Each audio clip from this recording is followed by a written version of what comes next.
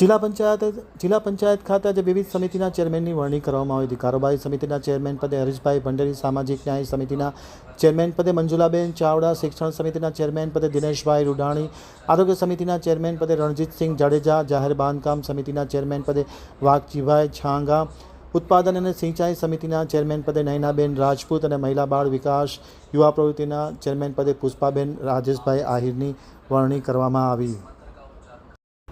જિલ્લા પંચાયત ખાતે જિલ્લા પંચાયતના પ્રમુખ પ્રભાબેન હુણ અને જિલ્લા વિકાસ અધિકારીની ઉપસ્થિતિમાં આજે વિવિધ સમિતિઓના ચેરમેનની વરણી કરવામાં આવી હતી. આ પ્રસંગે જિલ્લાના આરોગ્ય અધિકારી ડૉક્ટર ભંડેરી પણ ખાસ ઉપસ્થિત હતા. આજે જે વિવિધ સમિતિના ચેરમેનની વરણી કરવામાં આવી હતી તેમાં કારોબારી સમિતિના ચેરમેન તરીકે હરીશભાઈ નાનજીભાઈ ભંડેરીની વરણી થયેલ છે. સામાજિક ન્યાય સમિતિના ચેરમેન તરીકે મંજુલાબેન મૂળજીભાઈ ચાવડા, શિક્ષણ સમિતિના ચેરમેન પદે પાટીદાર સમાજના આગેવાન એવા દિનેશભાઈ ગોપાલભાઈ રૂડાણી, જાહેર આરોગ્ય સેવા સમિતિના ચેરમેન પદે રણજીતસિંહ અગરસંગ જાડેજા, જાહેર બાંધકામ સમિતિના ચેરમેન પદે યુવાન આહિર આગેવાન એવા વાઘજીભાઈ દેવકરણભાઈ છાંગા, ઉત્પાદન સહકાર અને સિંચાઈ સમિતિના ચેરમેન પદે નયનાબેન વણવીરભાઈ રાજપૂત અને મહિલા બાળ વિકાસ અને યુવા પ્રવૃત્તિ સમિતિના ચેરમેન પદે પુષ્પાબેન રાજેશભાઈ આહિરની વરણી કરવામાં આવી હતી.